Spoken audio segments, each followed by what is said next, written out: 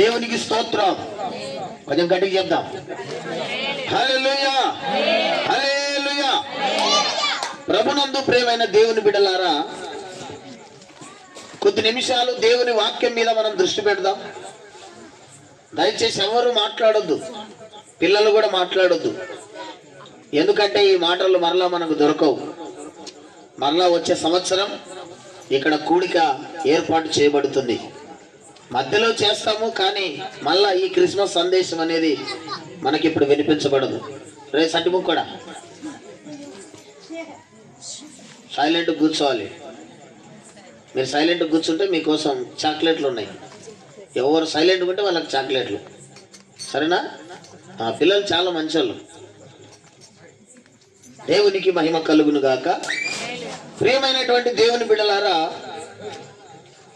చదవబడినటువంటి లేఖన భాగంలో అందరు నా వైపు చూడాలి. మీరు చీరలలో కూర్చోండి, దయచేసి మీకు సిద్ధపరిచిన చీరలలో కూర్చోండి. చదవబడినటువంటి లేఖన భాగంలో దేవరాజునైనా నువ్వు విను, వచ్చిన వాళ్ళు వచ్చినట్టు కూర్చుంటారు. వాక్యం వినేటప్పుడు ఎవరు డిస్టర్బెన్స్ చేయొద్దు దయచేసి. కొద్దిసేపే నేను దేవుని మాటలు మీకు అందిస్తాను.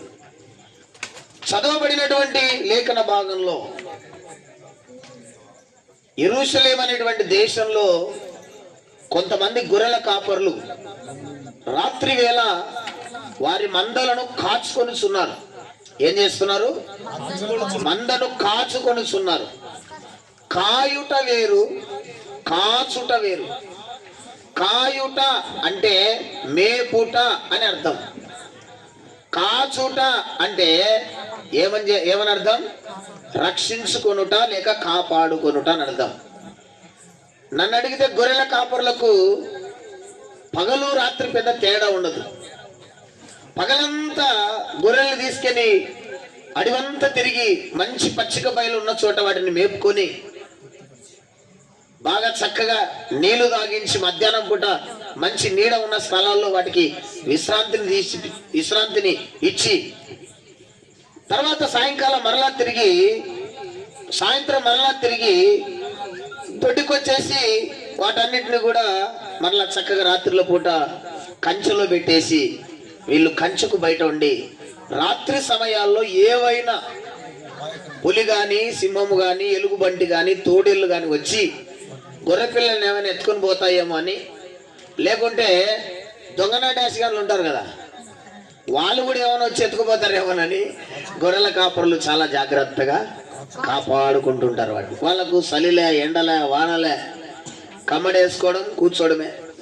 మనమైతే 9 దాటితే ఇక్కడ ఉండలేం. కానీ గొర్రెల కాపురులు అంత చలి పెడుతున్నా కూడా వాళ్ళు కమ్మలు కప్పుకొని అలాగ వాళ్ళకు అప్పగించబడినటువంటి ఆ మందలను జాగ్రత్తగా కాపాడుకుంటుంటారు. ఈ సీజన్లో ఎంత చలి ఉంటుందంటే మన సైడు చాలా తక్కువ, కానీ ఉత్తరాది ప్రాంతానికి వెళ్తే అనగా ఢిల్లీ, ఆ గుజరాత్, రాజస్థాన్ అక్కడ వెళ్తే అసలు మనం బ్రతకలేం. మనకు ఆ వాతావరణం సెట్ కాదు, తట్టుకోలేం. అంత చలి. ఎంత చలి అంటే చేతికి దొరికేంత చిక్కని చలి.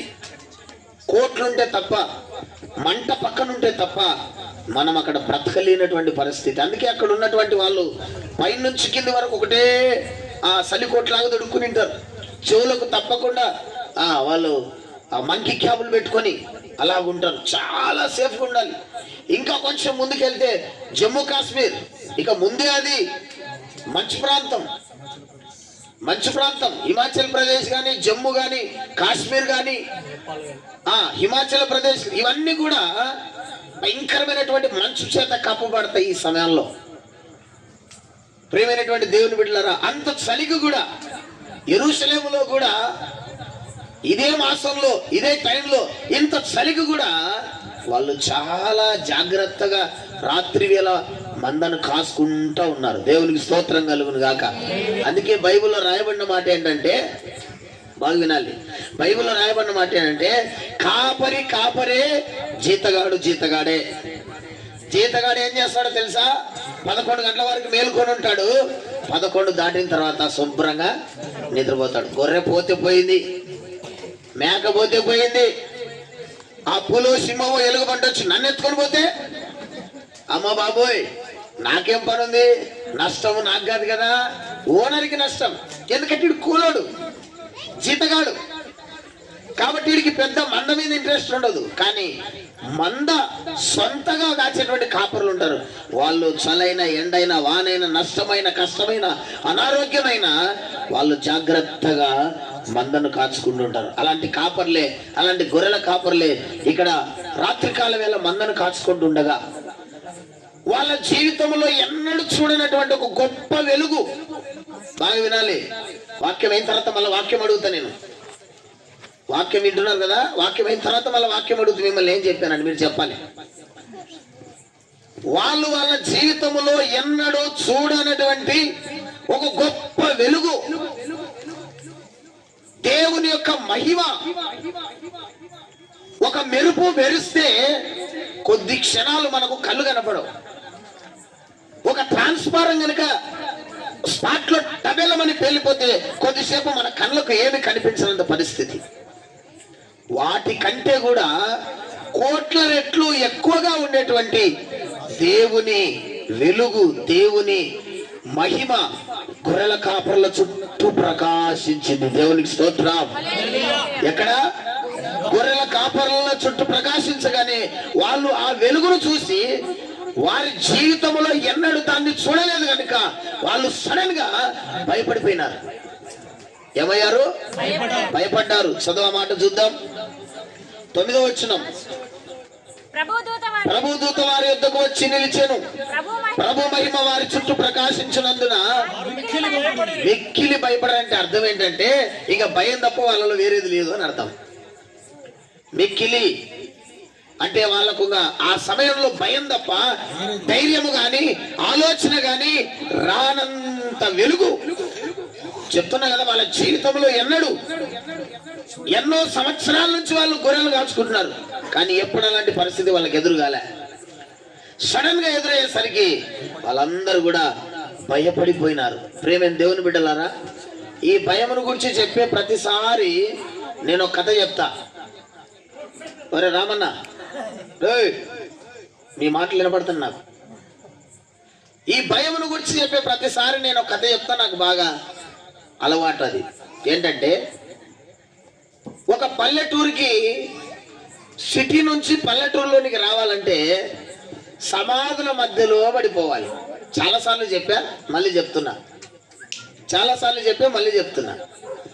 సిటీ నుంచి వచ్చే ఒక పల్లెటూరుకి స్టేజి దగ్గర దిగి ఆ ఊర్లో పోవాలంటే అటు సమాధులే ఇటు సమాధులే, మధ్యలో రోడ్డు వేశారు. బాగా వినండి. ఆ ఊర్లో ఒక పుకారు ఉంది. ఏంటంటే 6:30 దాటితే ఎవ్వరూ కూడా సిటీ నుంచి ఊర్లోకి రావద్దు. చీకటి పడితే సిటీలో ఉన్నాడు సిటీలోనే ఉండండి, ఊర్లో ఉన్నాడు ఊర్లోనే ఉండండి, ఊర్లో వాడు సిటీకి వెళ్ళకూడదు, సిటీ వాడు రాకూడదు. ఎందుకు? కారణం ఏంటంటే సమాధులలో దయ్యాలు తిరుగుతుంటాయి అని ఒక అపోహ. వాళ్ళలో ఆ గ్రామంలో ఒక పుకారు ఉందన్నమాట. అది అందుకని తరతరాలుగా ఆ ఊర్లో ఉన్న వాళ్ళందరూ కూడా భయపడిపోతా ఉన్నారు. 5:30 చివరి క్షణం చీకటి పడిందంటే అప్పటికంతా అందరు ఇళ్లలోకి వస్తారు. ఎవ్వరు కూడా అటు సమాధుల మీద పడిపోరు, అక్కడి నుంచి రారు. ఒక తెలివి కలిగినోడు. ఇప్పట్లో పిల్లలకి చాలా తెలివి ఉంది. మనము చిన్నగా ఉన్నప్పుడు, లేకుంటే నా వయసులో నేను చిన్నగా ఉన్నప్పుడు తెలియని విషయాలు ఇప్పుడు చిన్న చిన్న పుడతలకు తెలుస్తున్నాయి. నిజంగా చెప్తున్న దేవుని సన్నిధిలో ఉండి ఈ సెల్లును నేను ఎలాగా ఆపరేట్ చేయాలో నాకు సరిగ్గా తెలియదు. కానీ ఇదే సెల్లు నా 2 కుమారులు వాళ్ళకి ఇష్టం వచ్చినట్టు ఆడుకుంటారు. దీన్ని మీ ఇంట్లో కూడా పిల్లలు ఉన్నారు కదా, వాళ్ళ చేతికి మొబైల్ ఇవ్వండి. ఎంత తెలివిగా వాళ్ళు యూట్యూబ్ ఆన్ చేసి, ఒకప్పుడు టైప్ చేస్తేనే వస్తున్నాయి, ఇప్పుడు మాట్లాడితే వస్తున్నాయి కదా. వాళ్ళకి ఎంత తెలివి వచ్చేసింది, టెక్నాలజీ మారిపోయింది ఇప్పుడు అంతా. అలాగా ఆ ఊర్లో ఒకడు, ఏంట్రా మీరు ఈ కాలంలో దయ్యాలు భూతాలు ఇంకా ఉన్నాయా? అంత మీ భ్రమ. తరతరాలు ఇదే భయంతోనే బతుకుతున్నారు. కావాలంటే ఒక ఛాలెంజ్ చేసుకుందాం, ఒక పందెం వేసుకుందాం. నేను రాత్రి 12 గంటలప్పుడు 6 గంటలకు అంటున్నారు కదా మీరు. 6 గంటలు దాటిన తర్వాత రాత్రి కరెక్ట్ గా 12 గంటలప్పుడు నేను సమాధుల మీదుగా మన ఊరికి వస్తా, కావాలంటే పందెం కాసుకోండి అన్నారు. ఊరంతా ఏకమైంది. అమ్మ బాబోయ్, 70 ఏళ్ల నుంచి మన తాతల్ని చూస్తున్నాం, ఇంత ధైర్యవంతులు ఎవరు రాలేదే. 5:30, 6 అయ్యేసరికి అందరు ఇళ్లలో ఉంటారు.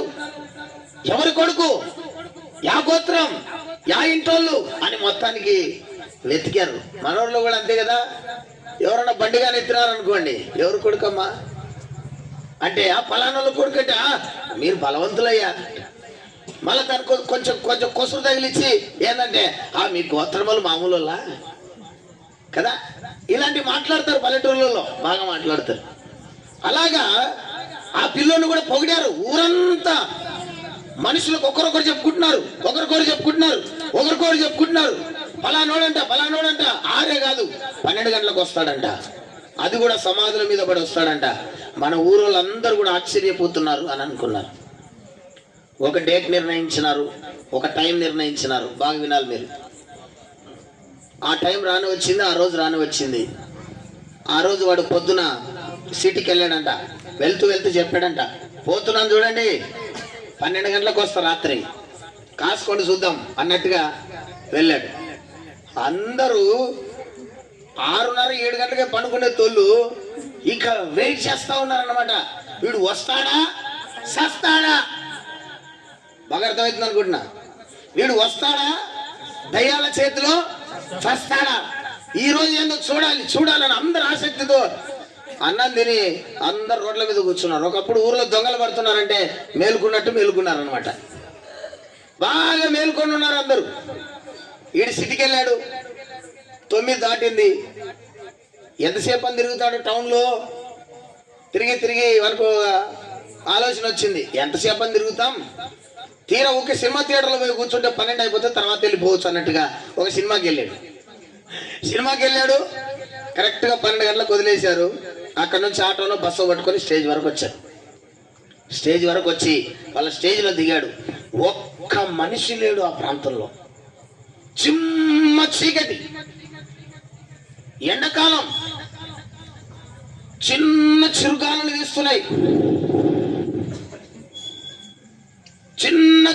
వీస్తున్నాయి. ఎక్కడో దూరంగా కుక్కలు బోని మరుగుతున్నాయి. తిరిగి చూస్తే అటు చూస్తే ఒక్కడ కనపడటంలే. అరగమ తల్లి ఒక్కడ కనపడటంలే. చూశాడు అటు చూశాడు. కొంత భయం వేసింది, కానీ ఊర్లో విరావికి వచ్చిందిలే. అది గుర్తొచ్చింది. మళ్ళా గుర్తొచ్చి నేను భయపడ్డాను, అందరికి ఛాలెంజ్ చేస్తా, నిరూపిస్తా, నా బలం ఏందో, నా తడాకేందో చూపిస్తా అని తనను తానే భుజం తట్టుకొని. ఎవరైనా భయపడితే పక్కన కొడతారు కదా, ఇంటికి కొత్త తొడుగులు లేడు, ఇప్పుడు ఒకడే ఉన్నాడు. వాడి భుజం వాడు కొట్టుకొని ఇంకా నడక స్టార్ట్ చేసినాడు. నడుచుకుంటూ వచ్చాడు. సరిగ్గా సమాధులు అంత దూరంలో ఉండగా ఈయనకు కూడా గుండెల్లో కొంత భయం వేస్తుంది. నడుచుకుంటూ వస్తున్నాడు. పెద్దలు మాట్లాడిన మాటలు ఆలోచన చేస్తున్నాడు. ఏమని? పెద్దోళ్ళు అంత లేదంటారా, ఎవరినో ఒకరిని తప్పకుండా తగిలింటది దయ్యం, తన్నింటది దయ్యం, పట్టింటది దయ్యం, అతలేని అనింటారా? ఊరికే పందెం కాస్తేనే, ఊరికే రోషానికి పోయి రాకలు కట్టుకున్నాను అంటారు కదా, ఏదో సామెత.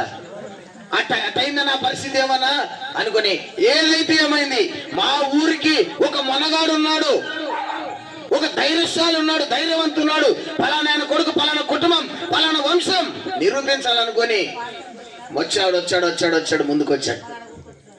వచ్చి ముందుకు వచ్చిన తర్వాత కరెక్ట్ గా సమాధుల్లో ఎంటర్ అయినాడు. సమాధులు ఎంటర్ కాగానే అటు సమాధులు ఇటు సమాధులు చూస్తున్నాడు. గట్టిగా పాటలు పాడుతున్నాడు. ఎవ్వరు లేరు. సమాధులు ఎవరు ఉంటారండి? ఎవ్వరు లేరు. అటు ఇటు చూసుకుంటూ వస్తున్నాడు, నడుచుకుంటూ వస్తున్నాడు. అని ధైర్యం వచ్చింది. ఆహా, ఎవరు లేరు, అంత అవుతుంది భ్రమ. మనుషులందరూ తరతరాల నుంచి భయపడుకుంటూ సస్తున్నారు. నేను మొనగాన్ని అనుకుంటూ కొంచెం ముందుకు వచ్చేసరికి ఎవరో ఒక ముసలామె ఒక సమాధి మీద కూర్చొని ఇసనగర్ర తీసుకొని ఊపుకుంటుందంట. ఒక ముసలామె, సన్నీ వాకే ఎన్నికి వచ్చినా అడుగుని పోయినవా ఒక ముసలామె సమాధి మీద కూర్చొని ఇట్టా ఇసురుకుంటుందంట. ఇసురుకుంటుంటే చూసినాడు, అమ్మో దయ్యమా కొంప తీసి ఆయన దగ్గర పోయి ఓ అన్నాడంట. పలకలే. గట్టి గట్టి కరుస్తున్నాడు, పలకలే. బహుశా నువ్వే మా ఊరోళ్ళని అందరినీ భయపడిస్తున్నట్టున్నావు, నీ కథ తెలుసడానికి వచ్చిన ఎవరు అంటున్నాడంట. ఆమె పలకటంలే, ఊరికట ఆ ఇసరకర తీసుకొని ఊపుకుంటుంది అంతే ముసలిది. బహుశా చోటు ముసలిదేమో. ఓపుకుంటుంది. దగ్గరకు వచ్చాడు, దోపినాడంట. ఏమి చెప్తుంటే పడదా? చూడడానికి ఏమన్నా దేవులు మందమైపోయినా ఏమి అంటే చిన్నగా ఒక మాట అనిందంట, ఎందుకు అడుస్తున్నావు నాయన? ఏమనిందంట, ఎందుకు అడుస్తున్నావు నాయన అంటే, ఏం చేస్తున్నావు ఈ రాత్రి పూట ఇక్కడ? మా ఊరోళ్ళని చుట్టుపక్కల ఉన్న ఊరోళ్ళని భయపడిస్తుంది నువ్వేనా? ఎవరు డబ్బులు ఇచ్చినారు నీకు ఈ పని చేయమని? ఎందుకు చేస్తున్నావు ఈ పని అంటే, అయ్యా నేను ఎవరిని భయపడడానికి ఇక్కడ కూర్చోలేదయ్యా, నేను చచ్చిపోయి 30 సంవత్సరాలైంది. ఏమంట, నేను చచ్చిపోయి 30 సంవత్సరాలైంది. ఎండాకాలం కదా, లోపల గాలాడక పైకొచ్చి కూర్చున్నానంటే అంతే. అక్కడ స్టార్ట్ చేసిన ఉరుకు ఇంట్లో పోయి 4 రగ్గులు అంటాడు. ఊరోళ్ళందరూ ఎక్కడ ధైర్యశాలి, ఎక్కడ మీసాల మీద వేసినాడు, ఎక్కడ గోత్రం పేరు చెప్పినాడు, ఎక్కడ ఇంటి పేరు చెప్పినాడు అని పరిగెత్తుకొని సింగాడు మూలకు తెచ్చినాడు. వణుకుతా ఉన్నాడంట. పక్కన పెద్ద పట్టుకుంటున్నారు. ఏంట్రా ఇంత జ్వరం ఏంటంటే, మీరు చెప్పింది కరెక్ట్ అయ్యో అన్నాడంట. భయము అంటే మనిషికి ప్రతిదీ భయమే. మనిషికి మన నీడను చూసుకొని మనం భయపడతాం. ఏమండి, మన నీడను చూసుకొని మనం భయపడతాం. ఒక చిన్న విషయం గుర్తు చేస్తాను. నేను చిన్నప్పుడు కరెక్ట్ ఇదే క్రిస్మస్ పండగ సీజన్, ఊర్లో అందరు క్యారల్స్ తిరిగాం ఆ రోజు. అంటే ఇంటింటికి వెళ్ళి ప్రార్థన చేస్తాం కదా, మన ఏరియాలో చాలా తక్కువ. అటు సైడ్ అయితే విశ్వాసుల ఇండ్లన్నీ దైవ సేవకుడు దర్శిస్తూ ఉంటాడు. ఇంటికి వెళ్ళినప్పుడు ఊరుకుంటారా, అమ్మలక్కలు టీ చేసి ఇస్తారు, అత్రసాలు కర్జికాయలు. రాత్రి 12 అయినా అవి కూడా పెడతారు పాస్టర్లకు. తినండి అయ్యా తినండి, ప్రేమతో పెడతారు, పాపం తినాలి తప్పదు. మళ్ళీ టీ ఇస్తారు, నీళ్ళు ఇస్తారు. ఇంకా ఆ రోజు బిర్రుగా అయిపోయింది కడుపు. బాగా ఫుల్గా తినేసి పడుకున్నాం. క్యారల్స్ అయిపోయింది, పడుకున్నాం. పొద్దున క్రిస్మస్ కరెక్ట్గా రాత్రి 1 గంటప్పుడు నాకు కొంచెం కడుపు ఏదో గలిబిలి చేసేది అని నేను వెంటనే బయటకు వచ్చి వెళ్ళాను. కొంచెం దూరంగా అట్లా పోయి మబ్బులో కూర్చుందామన్నాడు. కూర్చున్నా, చెట్టుకేవో 2 తెల్లని కాళ్ళు ఊగుతున్నాయి. ఊరికాడ కూర్చున్నాడు, చూసిన అంతే. మొత్తం ఎక్కడ పోయింది వస్తుంది. ఆడ మళ్ళా పరిగెత్తుకొని డబ్బా తీసుకొని ఊరికే ఇంటికి. ఆ భయానికి ఆ రోజు ఆ కార్యక్రమానికి కూడా పోలే. భయం వేసిందా? తెల్లగైనాక పొద్దున పోతే ఎవరో తెల్ల పాయింట్ని తీసుకొని షెడ్ మీద పడేసినారు. మనకున్న అపోహ ఏంటంటే దయ్యాలు తెల్ల డ్రెస్సులు వేసుకుంటాయని. అదే కదా చెప్పేది, దయ్యాలు తెల్ల డ్రెస్సులు వేసుకుంటాయి, మళ్ళీ దానిలో కాళ్ళు వెనక్కి తిరిగింటాయి కదా. కాళ్ళు రాత్రిలో పూట ఎవరైనా మనుషులు కనపడితే ఒరే ముందు కాళ్ళకెళ్ళి చూడరా అని చెప్పేవాళ్ళు. నైట్ డ్యూటీలకు చీరలకు నీళ్ళు కట్టేతోళ్ళకు పోయేతోళ్ళకు. లేదంటే బీడి ముట్టించుకో, అగ్గి పెట్టుకో దగ్గర, లేదంటే లేస్తే 2 సార్లు దగ్గు, ఏమన్నా దారులు ఉంటే పక్కకు పోతాయి అని చెప్పేవాళ్ళు. నాకు బాగా గుర్తుంది, నిజంగా దయ్యాలు తెల్లగా ఉంటాయి అన్నప్పుడంతా టీవీలో సినిమాలో కూడా ఎక్కడ చూపిస్తారు దానని, తెల్లగానే చూపిస్తారు కదా. ఎంత నల్లగా చచ్చిపోయినా, ఎంత నల్లగా చచ్చిపోయినా ఏమండి దయ్యాన్ని మాత్రం ఎక్కడ చూపిస్తారు? అబ్బా నిజంగా వాళ్ళు అనుకుంటారు మనుషులుగా ఉన్నప్పుడే నేను నల్లగుంటి, దయ్యాన్ని అయినాక తెల్లగున్నా. అప్పుడు ఎన్ని పాన్స్ పౌడర్లు కొట్టినా, ఎన్ని అవి ఏంటవి క్రీమ్స్ అన్ని పూసినా తెల్లగాలే. దయ్యమైన తర్వాత ఏమైనా ఏం పోయినా ఫ్రీ అనుకుని బాగా సంతోషపడింటే. అట్లా మనిషికి భయము ఆవరించింది. జాగ్రత్తగా వినండి, వాక్యంలోనికి వస్తా ఉన్నా. మనిషికి భూమి మీద మానవుడు అని పిలువబడుతున్న ప్రతి మనిషికి భయం ఉంది, రకరకాలుగా ఉంది. అయితే సర్వ ప్రపంచం అంతటికి కూడా ఒక్క విషయంలో భయం ఉంది. మీరు చెప్పండి, కరోనా టైంలో ఒక్కొక్కరితో భయమా? కాదు కదా, అందరిది ఒకటే భయం. కరోనా వచ్చి అమ్మో చచ్చిపోతామేమో, కరోనా వచ్చి ఇంటికి రాకుండానే పోతుందేమో బాడీ, చూసే దిక్కు కూడాలే, చూడ్డానికి వెళ్ళిన వాళ్ళకి సోకుతుందంటే. మళ్ళా నీ పాణ్యంలో కూడా ఒక మంచి ఆఫీసర్ అయినా వాళ్ళమ్మ చనిపోతే కనీసం ముఖం కూడా చూపెట్టలే. ఇక్కడ నుంచి నాన్న వాళ్ళు కూర్చున్నంత దూరంలో ఊరికట్టు చూపించినారు, అది కూడా ప్యాకింగ్ తో. వెంటనే అగ్నిమాపక కేంద్రంలోకి దొప్పేసినారు, అక్కడనే కాల్ చేస్తున్నారు, ఇంత బూడిద తీసి ఇస్తున్నారు, పోండి నీళ్ళలో యానన్న పోసుకోపోండి అని. అంత భయంకరమైన పరిస్థితి. అప్పుడు అందరికి ఒకటే భయం. ఏం భయం అంటే మరణ భయం.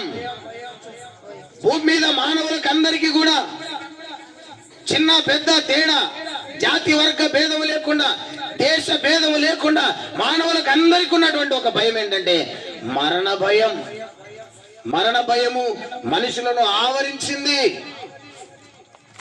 మరణ భయం మనుషులను ఆవరించింది. అందుకే కీర్తనకారుడు ఒక మాట అంటున్నాడు, మీరు బైబిల్ తెరచి చూడండి ఒకసారి. కీర్తనల గ్రంథము 55వ కీర్తన 4వ వచనాన్ని మీరు చూడగలిగితే, బైబిల్ ఉంటే చూడండి, లేకపోతే జాగ్రత్తగా వినండి. మీకు సెల్ ఫోన్ లో కూడా బైబిల్ అవైలబుల్ లో ఉంటుంది, తెలుగు బైబిల్. 55వ కీర్తన 4వ వచనాన్ని చదువుకుందాం. నా గుండె నాలో వేదన పడుచున్నది, మరణ భయము నాలో పుట్టుచున్నది. జాగ్రత్తగా వినండి. దేవాది దేవుడు నరవతారం ఎత్తి మనుష్య రూపేణ ఆయన భూమి మీదకి ఎందుకు వచ్చాడు అనే దానికి కొన్ని కారణాలు నేను చెప్తాను, జాగ్రత్తగా వినండి. మానవ జాతి అంతా కూడా మరణ భయములో ఉండిపోయింది. జీవిత కాలం అంతా కూడా మనుషులను వెంటాడుతున్నటువంటి భయాలలో అతి ప్రధానమైన భయం ఏంటంటే మరణ భయం. మనిషి కొన్నిటికి భయపడవచ్చు, కొన్నిటికి భయపడకపోవచ్చు. కొంతమంది దయ్యాలంటే భయపడతారు, కానీ కొంతమందికి దయ్యవా ఇంకేమన్నా నా కాటికి రామని చెప్తా దాని సంగతి అనేటోళ్ళు ఉన్నారు. కొంతమంది రోగాలకు భయపడేటోళ్ళు ఉన్నారు. కొంతమంది రోగం వస్తే చూద్దాం టాబ్లెట్లు వేసుకొని మందులు సరిగా మిగితే ఆ రోగం ఏం చేస్తుంది అని ధైర్యంగా ఉండే వాళ్ళు కూడా చాలా మంది ఉన్నారు. నా ప్రియమైనటువంటి దేవుని బిడ్డలారా, కానీ మనుషులకు అందరికీ కూడా సమానముగా ఉన్న ఒకే ఒక భయం ఏంటంటే మరణ భయం. మరణం అంటే భయపడని మనిషి ఎవరు? ఎవరన్నా ఉన్నారా? ఎవరైనా ఉన్నారా? ఎవరు లేరు. ఊళ్ళో కోరుకుంటారు అంతే. ఈ బాధలు భరించే బదులు, ఈ సమస్యలు భరించే బదులు చనిపోవడం మంచిది అనుకుంటారు, కానీ నిజంగా చావడానికి అంత తొందరపడి ఇష్టపడరు. దయ్యాలు పడితే తప్ప చచ్చిపోరు. తన ప్రాణాన్ని తానే తీసుకోవడం అంటే ఒక దురాత్మ వ్యక్తిని వెంబడిస్తే తప్ప తన ప్రాణాన్ని తను తీసుకోలేదు. పెన్న మీద చేయగలితేనే చటుక్కుమని వెనక్కి తీసే మనిషి తన ప్రాణమును తాను ఎలాగ తీసుకుంటుంది? ఖచ్చితంగా ఒక డెవిల్, ఒక దురాత్మ ఆ మనిషిని వెంటాడితే తప్ప ఏ మనిషి కూడా స్వయాన తన ప్రాణాన్ని తను తీసుకోలేడు. ప్రతి ఒక్కరిలో మరణ భయం ఆవరించింది. దేవాది దేవుడు భూమి మీదకి నరావతారం ఎత్తి ఎందుకు పుట్టాడంటే మనుషులలో ఉన్నటువంటి భయములన్నిటినీ తొలగించడానికి పుట్టాడు. దేవునికి స్తోత్రం కలుగును గాక. అందుకే కింది వచనంలో రాయబడింది, అయితే ఆ దూత, 10వ వచనం, అయితే ఆ దూత భయపడకుడి, ఇదిగో ప్రజలందరికీ కలగబోవు మహా సంతోషకరమైన. ఇంతకాలం మీరు భయపడ్డారు కదా, ఆ భయాన్ని విడిచిపెట్టండి. ఇంకా మీకందరికీ శుభవార్త తీసుకొని వచ్చాను నేను పరలోకం నుంచి, దేవలోకం నుంచి నేను ఒక శుభవార్త మీ కొరకు తీసుకొని వచ్చా. ఏంటంటే జీవిత కాలం అంతా కూడా మరణ భయానికి దాసోహ్యమైనటువంటి మిమ్మలను మరణ భయములో నుండి తప్పించటానికే దేవుడు నరావతారం ఎత్తాడు. అదే క్రిస్మస్. చప్పట్లు కొట్టి దేవుని స్తుతిద్దాం. హల్లెలూయా. చాలా మంది యేసుక్రీస్తు అంటే ఆయన మతాలు మార్చేవాడు, కులాలు మార్చేవాడు, జాతులు మార్చేవాడు అని అనుకుంటున్నారు. కులం మారితే ప్రయోజనం లేదు, జాతి మారితే ప్రయోజనం లేదు, నీ సర్టిఫికెట్లు మారితే ప్రయోజనం లేదు. యేసుక్రీస్తు పుట్టింది నీ బ్రతుకును మార్చటానికి. దేవునికి స్తోత్రం కలుగును గాక. మరణ భయములో ఉన్నటువంటి నిన్ను మరణము అనగా నిత్య నరకాగ్ని గుండములో నుండి నిన్ను నీ ప్రాణాన్ని విడిపించి దేవుడు సిద్ధపరిచిన నిత్య రాజ్యానికి, పరలోక రాజ్యానికి నిన్ను చేర్చుట కొరకై ఆయన భూమి మీద నరావతారం ఎత్తి ఆయన మన కొరకు పుట్టాడు. దేవునికి స్తోత్రం కలుగును గాక. హల్లెలూయా, హల్లెలూయా. యేసు ప్రభు మనస్సు మార్చేవాడు. ఏం మారుస్తాడు? మనస్సు మార్చేవాడు. ఈరోజు మానవ జాతంతా కూడా మరణ భయంతో ఉంది. అవును, నేను ఒక ప్రశ్న అడుగుతున్నాను మిమ్మల్ని, చెప్పండి. మీరు చాలా తెలివిమంతులు. నేనేదో పైన ఉన్నందుకు నేను గొప్పని, కింద ఉన్నందుకు మీరు ఎక్కువ ఏళ్ళు కాదు, తక్కువలని పొరపాటున అనుకోవద్దు. మీలో కూడా చాలా జ్ఞానం ఉంది. మనకు మరణం ఎలాగొస్తుంది? ఏమండి, మరణం ఎలాగొస్తుందని మనం జనరల్గా చెప్తే ఏం చెప్తామంటే, ఒక రోగం వలన రావచ్చు, లేదంటే యాక్సిడెంట్, ప్రమాదం వలన రావచ్చు. ఇంకా చెప్పాలంటే ప్రేమ దేవుని బిడ్డలారా, ప్రకృతి పరంగా కూడా మనకు రావచ్చు, లేదంటే వేరే వాళ్ళు మనలను హతమార్చవచ్చు, హత్య చేయొచ్చు. నానా రకాలుగా మరణం వస్తుంది. అయితే బాగా వినండి, యాదృచ్ఛికంగా వచ్చే మరణము మనిషికి ఏ హాని కలిగించదు. మీరు బాగా వినాలి ఈ విషయాన్ని. యాదృచ్ఛికంగా వచ్చే మరణము మనిషికి ఏ హాని కలిగించదు, కానీ ఇంకొక రూపకంగా మనుషులలోనికి మరణం వచ్చింది. అదేంటంటే పాపము వలన వచ్చు జీతము మరణం. నీ మరణం ఒకవేళ పాపం వలన వచ్చినదైతే నీ ఆత్మ నిత్య నరకములో కారణం గ్యారంటీ. దానివల్ల నీకు చాలా ప్రమాదం ఉంది. యుగ యుగాలు, 1 సంవత్సరం, 2 సంవత్సరాలు, 3 సంవత్సరాలు కాదు, యుగ యుగాలు నీ ఆత్మ అగ్నిలో కాలే ప్రమాదం ఉంది. యాదృచ్ఛికమైన మరణం ద్వారా పెద్ద ప్రయోజనం, నష్టమే మనకేం లేదు, కానీ పాపము వలన వచ్చేటువంటి జీతం ఉంది చూసారా, ఆ మరణము గనక వస్తే ఆ మరణము మనలను జీవిత కాలమంతా నిత్య నరకాగ్ని గుండములో ఉంచుతుంది. ఆ పాపము వలన వచ్చినటువంటి మరణాన్ని తీసివేయడానికే యేసుక్రీస్తు లోకానికి వచ్చాడు. చప్పట్లు కొట్టండి, దేవునికి స్తోత్రం. హల్లెలూయా. ఏమండి, కొంతమంది అడుగుతారు, అయ్యా పరలోకం నువ్వు చూసి వచ్చినావా, పరలోకం నువ్వు చూసి వచ్చినావా, నరకం నువ్వు చూసి వచ్చినావా అనే ప్రశ్న కూడా చాలా మందిలో ఉంటది. తప్పేం కాదు, ప్రశ్నలు రావడం తప్పు కాదు. తెలియనప్పుడు ప్రశ్న అడగాలి. ప్రశ్న అడిగినోడే వాడు తప్పకుండా దాన్ని విజయవంతంగా నేర్చుకుంటాడు. సార్ చెప్పినదల్లా ఊరికి విన్నారనుకో, సగం అర్థమై సగం అర్థం కాదు. ప్రశ్న అడగాలి. అవునయ్యా, నువ్వు పరలోకం చూసావా, నరకం చూసావా అని ఒక ప్రశ్న. బాగా వినండి, బాగా వినండి. మనకందరికీ అమెరికా తెలుసు కదా, చెప్పండి. అమెరికా తెలుసు కదా. అమెరికాను చూపెట్టమంటే మనం చూపెట్టగలమా?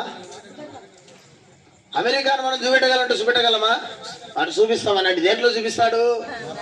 మ్యాప్ లో చూపిస్తాడు కదా.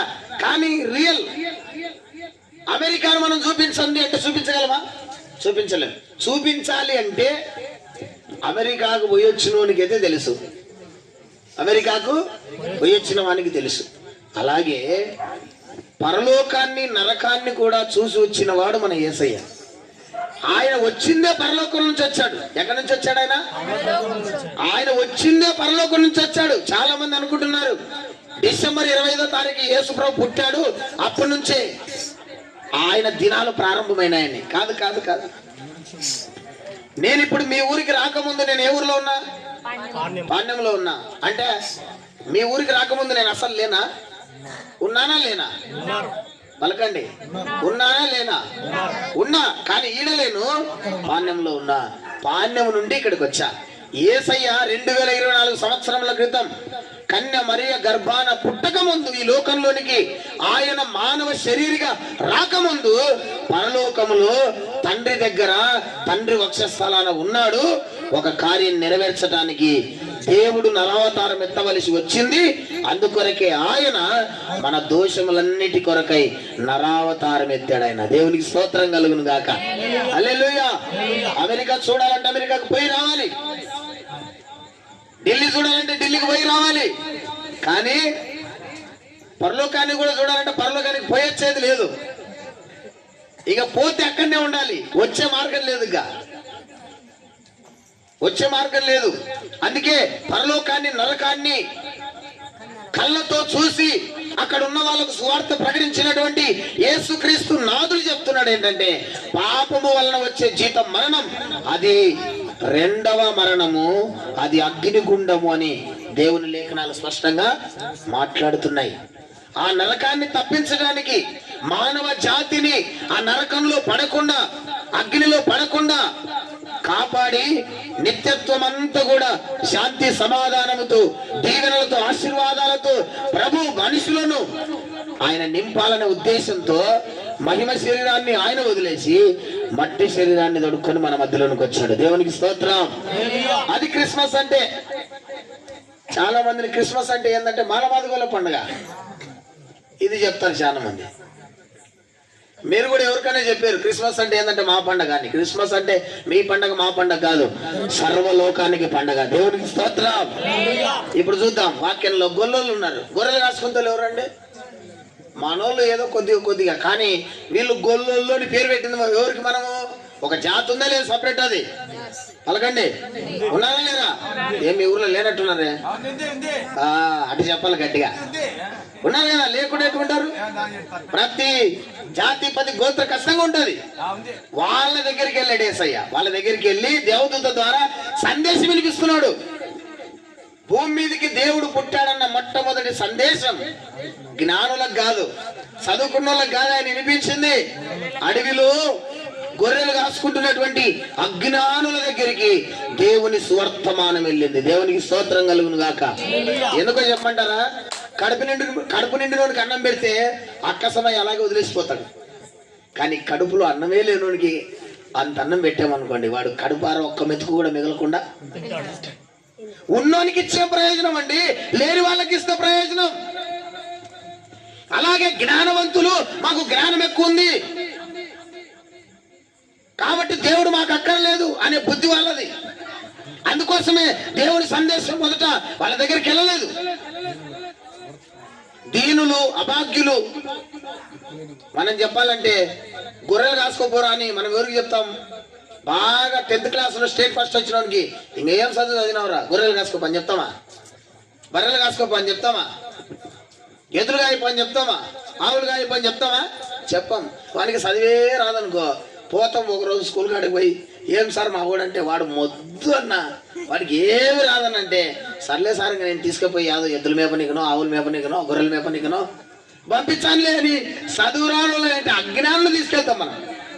అలాగే గొర్రెల కాపరులు లోకము చేత వెర్రివారని పిలువబడిన వారు, కానీ దేవునికి వాళ్ళు కావలసి వచ్చినారు. దేవునికి స్తోత్రం కలుగును గాక. లోకము వెలివేసిన వాడిని యేసయ్య ప్రేమిస్తాడు, విర్రవీగటాన్ని యేసయ్య ప్రేమించాడు,